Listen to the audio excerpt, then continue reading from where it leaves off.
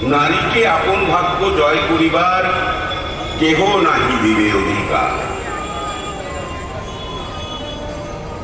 আমি একটি ইতরের দেশে থাকি, আমি একটি ইতরের দেশে থাকি।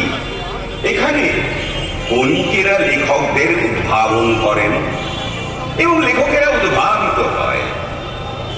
আমি একটি ইতরের দেশে থাকি, যে দেশের বুদ্ধিজীবী অধ্যুষিত সরকার শীতের ইতারের মধ্যে গরিব মানুষদের ঘর স্বপ্ন ভেঙে দেয়।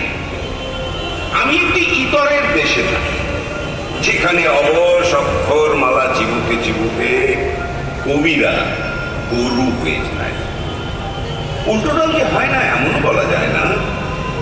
আর তোমার ভাগ্য আমি নিজেই ভেঙেছি। তাই বাতিল স্টিম রোলারের কাছে বসে থাকি, বসে থাকি, বসে থাকি আর রাস্তা বানাবার গল্প শুনি।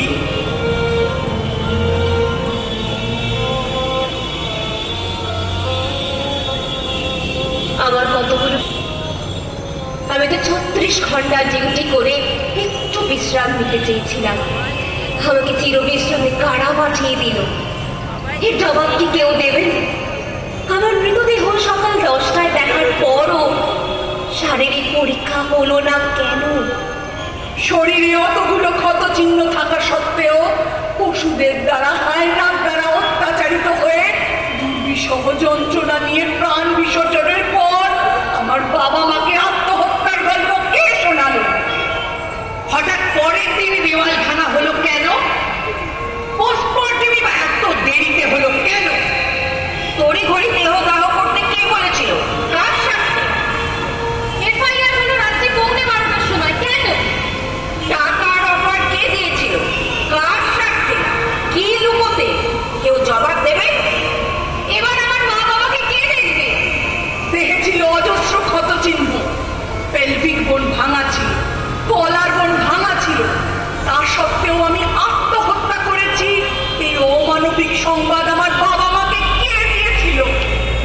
লক্ষ কোটি টাকা খরচ করে সুপ্রিম কোর্টে এই মামলার কন্টেস্ট কেন হচ্ছে?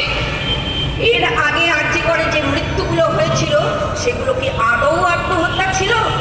ইমার্জেন্সিতে নিয়ে যাচ্ছি বলে যে ফোন করেছিলাম সে কি সত্যি বলেছিল? ইমার্জেন্সি থেকে বডি কারা সেমিনার হলে নিয়ে এলো? কোনটা সত্যি?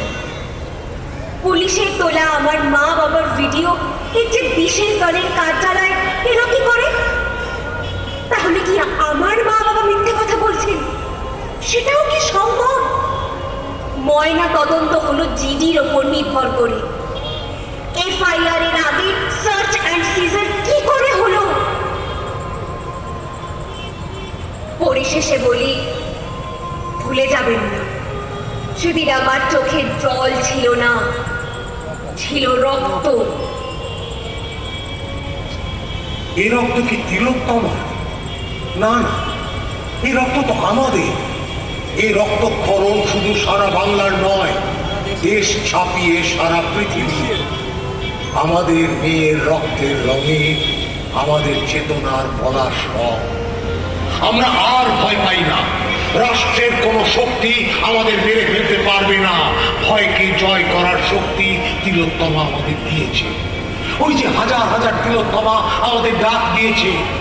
এতদিন আমাদের বুকের ওপরে যে জগদ্দল পাথর চেপে বসে আছে, একে উপড়ে ফেলতে হবে। ওই যে আধারের প্রাচীর, তাকে ভেঙে চুরে এগিয়ে যেতে হবে। আলো আনতে হবে, মুক্তির আলো, সাম্যের আলো, জীবনের আলো, প্রাণের আলো।